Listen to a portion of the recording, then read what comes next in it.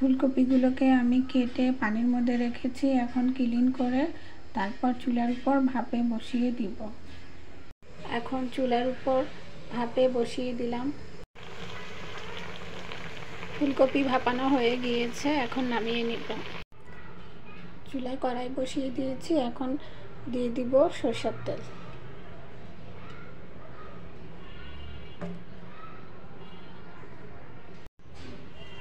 দিয়ে দিব পেঁয়াজ কুচি,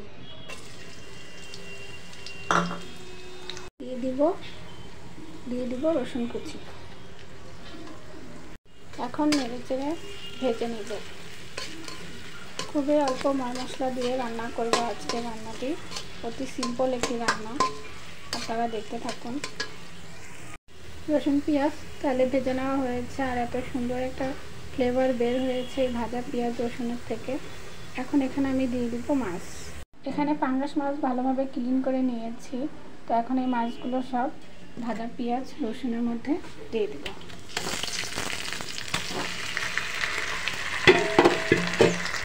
দিয়ে দিব স্বাদ মতো লবণ। এখানে পাঙ্গাস মাছের তেলগুলো ছিল, এখন তেলগুলো দিয়ে দিব। দিয়ে দিব পরিমাণ মতো হলুদের গুঁড়ো। দিয়ে দিব ফালি করে রাখা কাঁচামরিচ কয়েকটি। দিয়ে দিব সামান্য পরিমাণ মরিচের গুঁড়ো। এখন ভালোভাবে নেড়ে ছেড়ে মাছগুলোকে কষিয়ে নেব।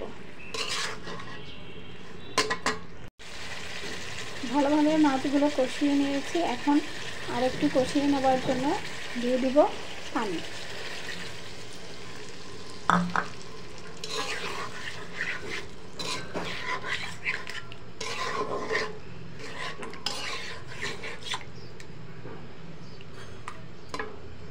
মাছগুলো কষিয়ে নেওয়া হয়েছে, এখন আমি তুলে প্লেটে রেখে দিব।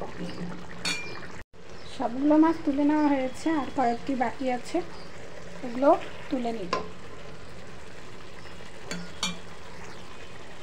মাছ কষানো মশলায় আমি এখন দিয়ে দিব সিদ্ধ করে রাখা ফুলকপি।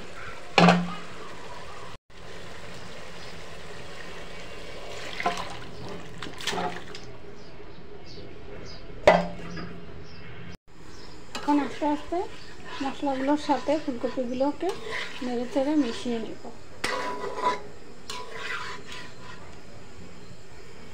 মাছের মধ্যে লবণ দিয়েছি, এখন এই সবজির মধ্যে ফুলকপির তরকারির মধ্যে একটু লবণ দিয়ে দিব।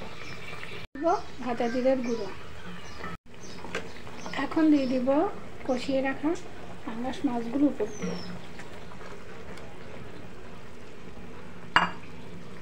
মাছগুলোকে একটু সরিয়ে সরিয়ে দিব, বেশি লাগবো না, এখানে ঝোল টেনে যাবে। আর এইভাবে